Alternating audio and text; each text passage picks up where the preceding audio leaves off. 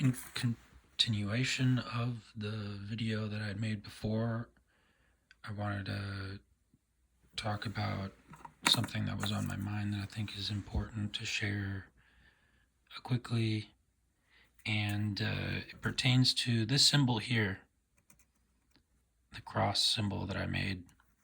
Notice I didn't make any symbols for the other religions that were there. And it's interesting because in terms of religious symbolism, Christianity seems to me to be one of the first to have a symbol be very sort of, for it to identify a specific group. They began, I think, with fish. There's a symbol of fish. They used the Ankh.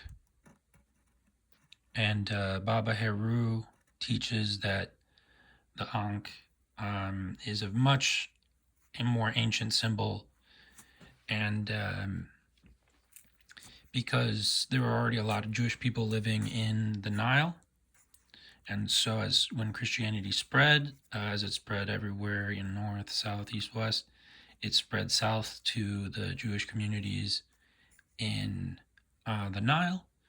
And so they used this symbol, which was their ancestral symbol. It was just the symbol that was sacred to them. And it looks like a cross, but it's different because it's not an implement of death. It is a symbol symbolic of life, of the duality of life. That's what Baba Haru teaches. So you have sort of the on and the off, and the male and female, and then the in between. So it's like a binary code, and the sort of the quantum middle. So and that was really Baba Haru and all these other people who study Kemet. They show how this balance, this idea of duality, is really important in their religious system. And it was in Egypt that Christianity changed from the practices of its ancestors, because in the sort of Israelite, Mesopotamian, Hebrew, Jewish tradition, symbols, nothing was supposed to be created as a symbol, and that was the case in Islam. It wasn't until later, near the time of the Ottoman Empire, that the symbols for Islam became popularized, of the moon and the star. And this star, we think of it normally as a 5-sided star, but there was times when it was a 6-sided star too. So, and that symbol is used, and maybe it's the other way around, and that symbol is the symbol that we associate with Judaism.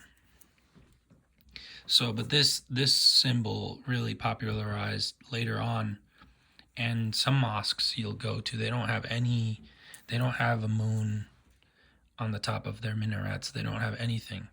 Those are the more traditional symbols. And when you go to Discord or you go to these things, you have to choose a religion, you choose a symbol.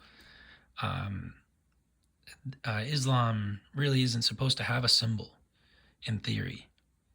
So Islam, even though it came after, it followed the ancient traditions of their ancestors because they were ethnically connected. They were part of the same migratory group.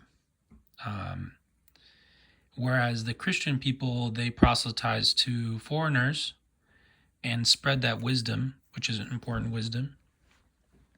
And so that introduced sort of deviations that broke some of the traditions. That's my perspective. And so when they went to Egypt, they began using Egyptian symbols. You can look up online Serapis, Jesus, and so there's images that occur in Rome, in the Vatican, that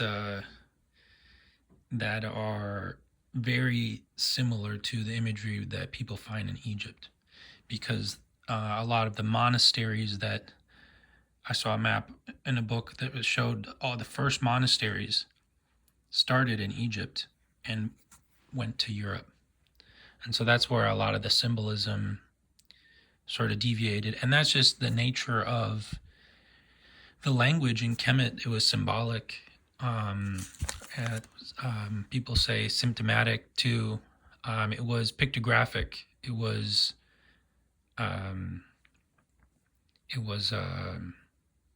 there was imagery. So images are really important in that culture, but they had a different function. That function was sort of lost when it went to Europe and was used by Europeans. Art was a really important thing in Greece. In ancient Greece, they had mastered the art of building ceramic sculptures of people. The deity, or the sort of the cult that they followed in Egypt, because Egypt, they were the main trading partner of Egypt, and really why they became infrastructurally and technologically important, where it was because of their relationship with Egypt, or Kemet, and that's where the word Egypt comes from, and it's from Ptah, and so there was a city that was dedicated to the worship of Ptah, and Ptah was this sort of concept of this deity that was the potter wheel deity. So, of course, they had a lot of teaching of how to make ceramics and how to sculpt and all these sorts of arts that became important to the society. And that is what the Greeks excelled at. That's what they did better in many ways than the people in Kemet. When we see their sculptures, the sculptures are very realistic in many ways, possibly hyper realistic. I don't know if too many people looked like that, but they sure make us think that they did, and so they had figured out the proportions that the Egyptians used and things like that, and added new features. And I'm comparing to the paintings and the things that were written on walls. Of course, there were like the sarcophagi; those were very well done, with a lot of detail. So, but yeah, that's what they. And so imagery just became important when Rome later on developed, following sort of these traditions of technological and artistic advancement. They had painters and all these people who used images of Jesus, and made him beautiful. And so that's where we get a lot of the churches that have all of these beautiful images.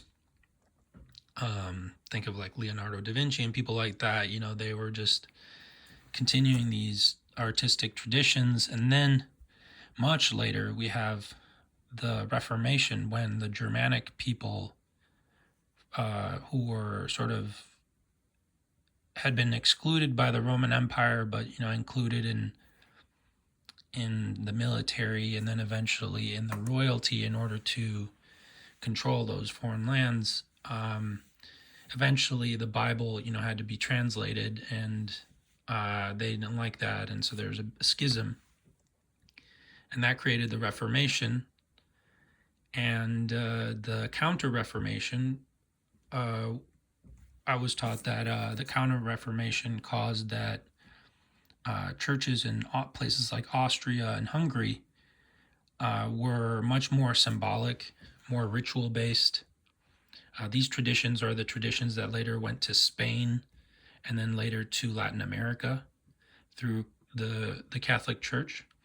They had allied with the Swiss family, the Habsburg family, and so the religion became much more ritualistic, more with more idols, statues, photos, um, and things like that to counter the literal book sort of driven uh, conflict that was occurring in the northern lands, because they were discovering what the books actually said and opposing the Vatican, and so that opposition and the need to consolidate political power incentivized the creation of cults, cult worship of different people in the Bible narratives from the books in physical form in order to unite the Austrian German people and the Hungarian people and all the Slavic people and all of these different groups. And in Mexico, the Spanish and the Vatican, they use a similar method to unite the Spanish and the Native Americans. So, and there's beautiful architecture in Mexico. There's some Catholic churches that have all this Native American sort of art in them, and it's really interesting. It's an interesting synthesis, and it may have contributed to some peace. However, these go against sort of the some of the imagery and the worshiping of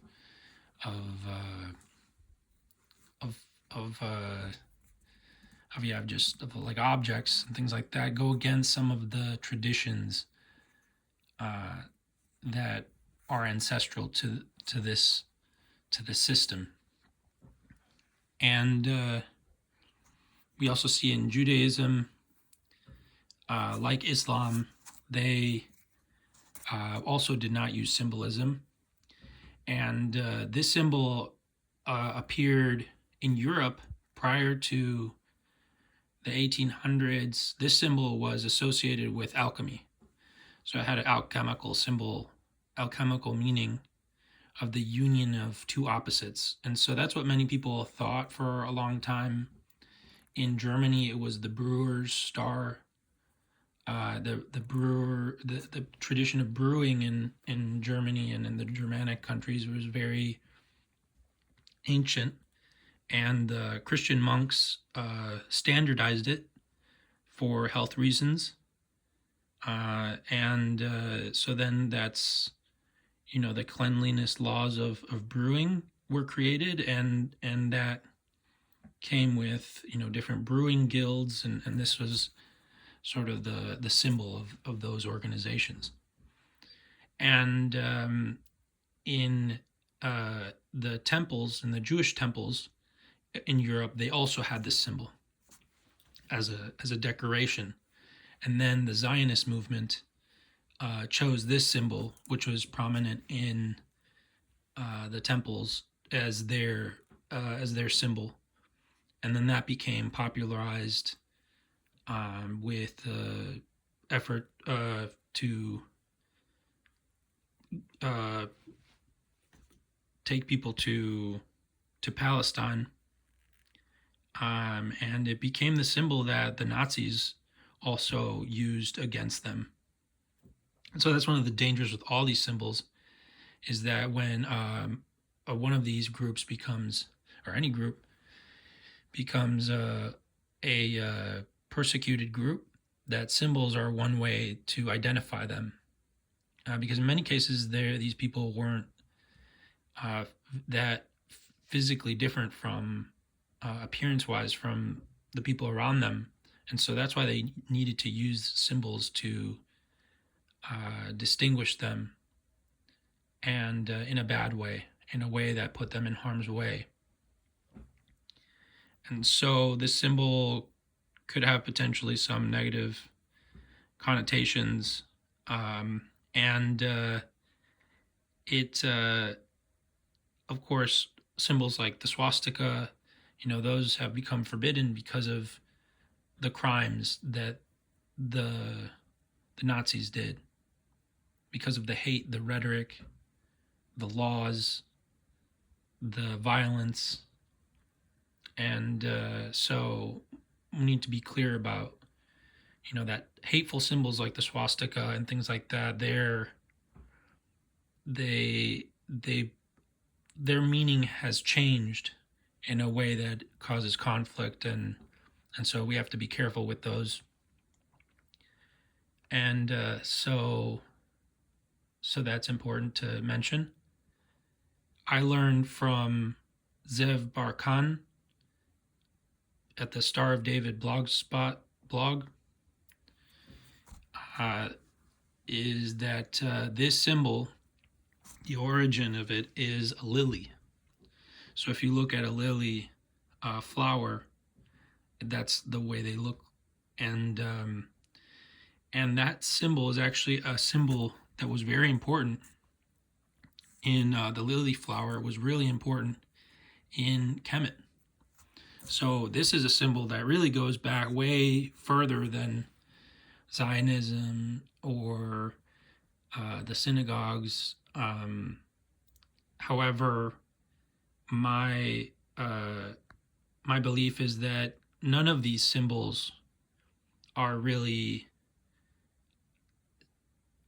following the spirit of the teachings, which are spiritual. So it's not about an image or a or anything like that. It's about an idea.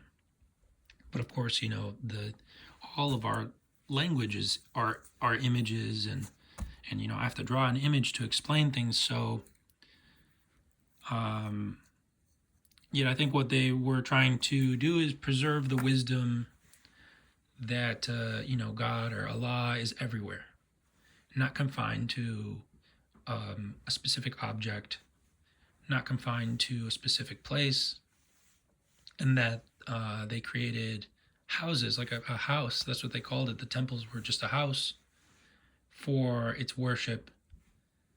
And however, people like Jesus, I believe, were talking about the sort of the traditions that were the unspoken traditions that were in that culture, which were practicing worshiping in spirit. And I think that's really important today, because what happened is that Jerusalem was where everyone worshipped. Then it became Rome. Then it became Mecca. Why are those places so important?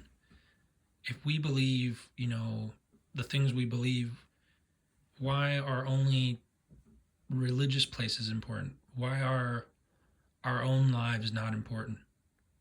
Why are certain communities toxic and contaminated? There's a lot of contradictions, and that's I think one of the things that Jesus sort of was criticizing. He was opposing in a non-violent way, by saying, this isn't okay, and we still have it today, despite the fact that many people worship Jesus. We still have, the church building being the place where all the good things happen, and everywhere else being sort of the place where bad things happen, and we have pollution, we have all these things. We'll have to figure it out. It's a part of it. It's a journey, and I think that it's important to know, just to remember ourselves and and to figure out the way comfortably and not get too dogmatic about things. These symbols, they exist and people use them, so the people are more important than the symbols. So it's not to offend people, it's not to say, no, you're wrong. It's just giving context to the symbols. And that's one of the interesting things about the story of Set in Egypt, from where I believe we get the word Satan, is that it is this concept of opposing. It got turned into the war cult. Jesus was tempted to go to war, but he didn't go to war. Instead, he opposed the leaders of his society in a nonviolent way, as a debater, as someone who had a counter argument, and but also did a lot of good things, that were beneficial and to lead as an example. That's what the books say, at least. And so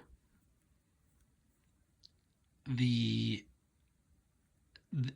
we go back to the origin of where that word comes from, we understand it and its role within this allegory of Heru, which is our observation, which I learned from Baba Heru. I learned from Black American, African American, African diaspora people, because this is Africa. All of this is actually Africa. I learned that too from people from Africa.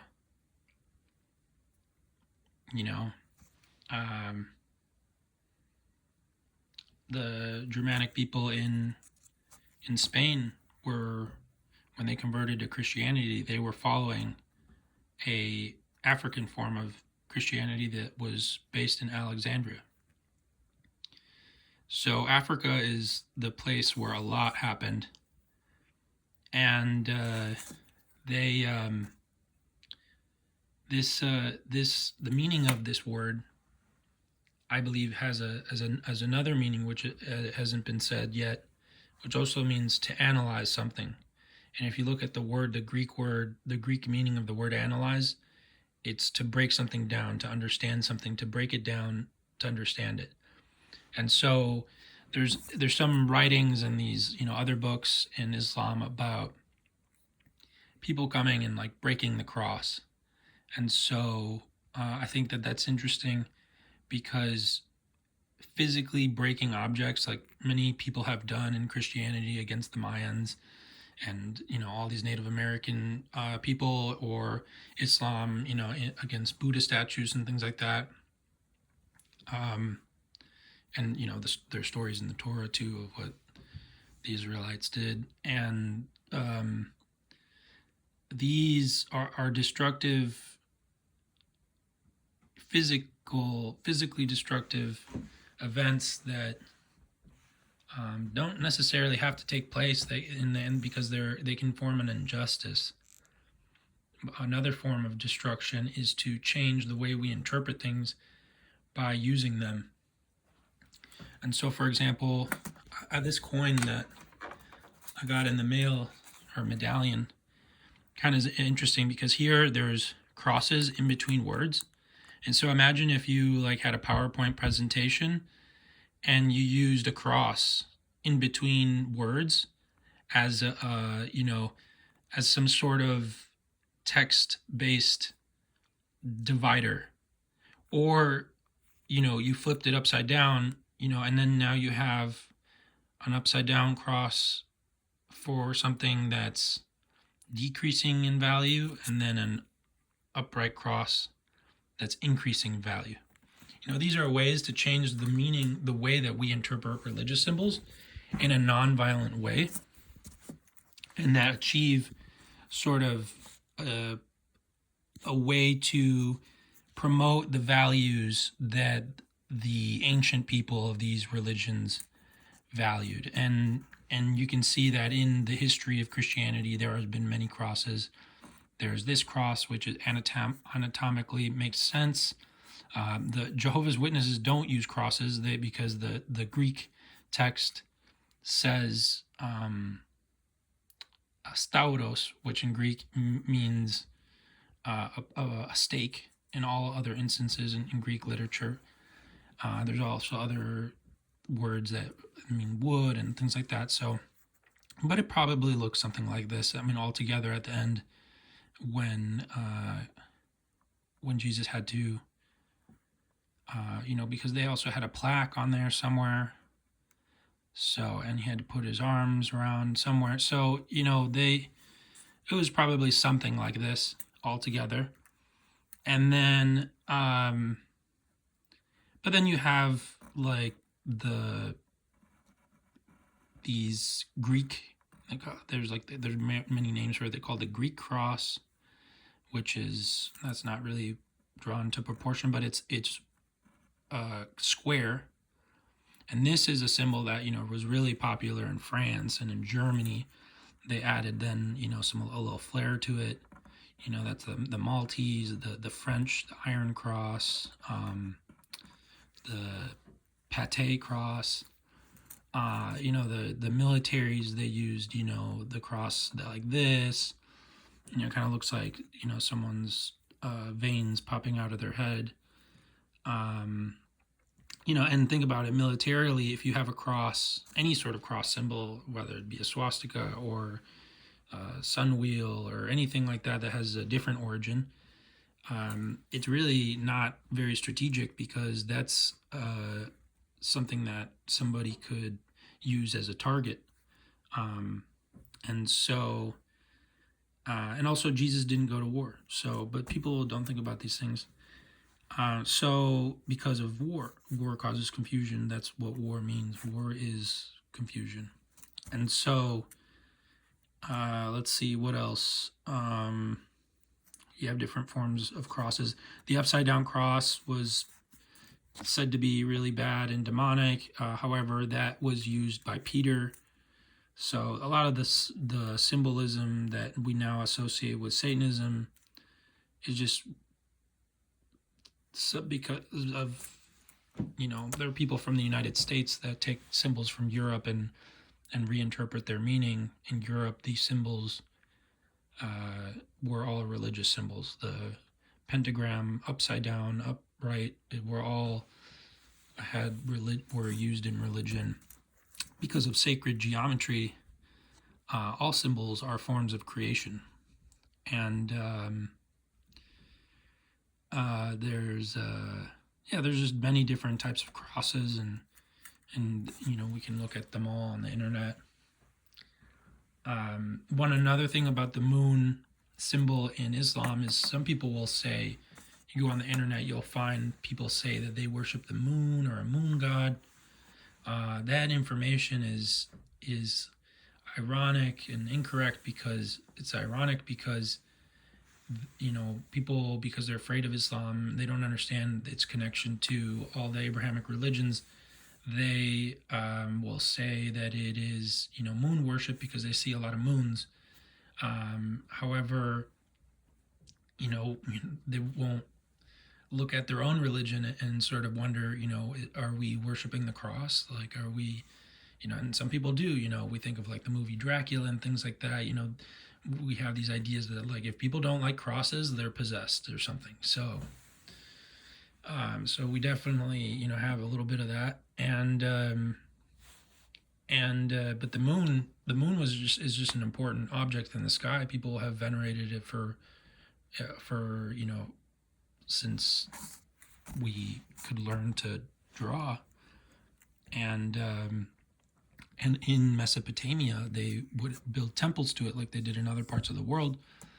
And so the monotheistic idea that is described in the Quran, that's described in the Torah, is that it is not the sun, nor the moon, nor Venus that they worship, but it is Allah. This concept that I was taught by a Jewish person from Tel Aviv taught me that it means movement. And so it's the thing that's moving everything. It's moving it in the sky just like it is on the earth. And so that's why, the moon is a popular symbol. It's a popular way to sort of I think it's a popular way for people to rebel in a way, because in the Quran, paganism is seen as this really bad thing. And the word for paganism is different.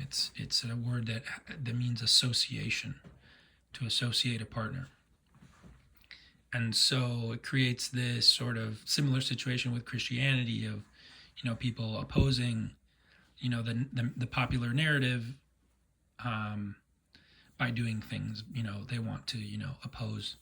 And a lot of that is because, sometimes religions, they promote sort of intolerance. And so that intolerance creates opposition. And because of popular beliefs are often misguided or uneducated, that creates an oppositional group that is also, misguided, because they're basing their beliefs on all of the other beliefs. And so that's how we get the situation that we have today in this world. And that happens too in Judaism, I'm sure. I don't know all of the details. I do know that in New York there are Egyptian Jewish people that, worship differently. And there are many, they worship, they have a different New Year that is more in line with what the scriptures say, from my point of view. And so you have minority groups like that, and Jesus belonged to those minority groups. He was from the outskirts. He wasn't from Jerusalem. He was from the places where they worshipped a little bit differently. They talked a little bit differently. They always said the Father. And so the tradition is that, no, that's not, it isn't a literal father. But, that's something that's found in the Torah. It's a metaphor that's found in the Torah a lot. So that's why they used it. And so, and then it played a role. People think, oh, father, patriarchy. However, in the scriptures it says, no one can call each other father except the Father in heaven. So it really also played a role to control patriarchy and to dissuade patriarchy. However, there was contradictions. The popes, did the opposite of what the scriptures say, because that's just the way things happen. The books are complicated, and people don't always follow what everyone else says, and they have to discern. But luckily, and thankfully, we have the internet today, and we can go and we can study and we can learn all of these things. We can fact check. We can do all these things to figure out the truth. And that's a really important activity. And it's the reason why I'm sharing this today, even on the Sabbath, because I don't feel well. And I believe that the Sabbath is a day for people to rest. However, if you don't feel well resting, and if you're going through a hard time, and if it helps to do something that isn't directly affecting other people, I think the Sabbath was built to protect people. It was like a vacation or something that was part of a social program, because humans are so important, right? We have that in the name Israel. Jesus said the same thing. He said, we are Elohim. We are mortal forces, and a reflection of the force, which is love, and it cares for us and it loves. And so it took a break on the seventh day. We take a break on the seventh day. We get to get off of work. No one's going to be a slave, and have to work on the seventh day. Whoever is a servant, and there's contradictions, right? Because then that slavery was reinstituted. And in these languages, the term servant and slave are very similar, and so they, when they get translated, they change meaning, and that caused a lot of, or it reinforced a lot of the tragedies that happened in the Western world. And so, but yeah, everyone gets a day off. no matter what role you have in society, that's the sort of the expectation. And there were instances where people broke that and they were killed, and so that shows some contradictions of the role of violence in religion, and that is supposed to be prohibited. And so, because we are, forces of nature, and we are special. So resist war, figure it all out, and I hope that I am a muse for a greater, more organized, and thoughtful creation.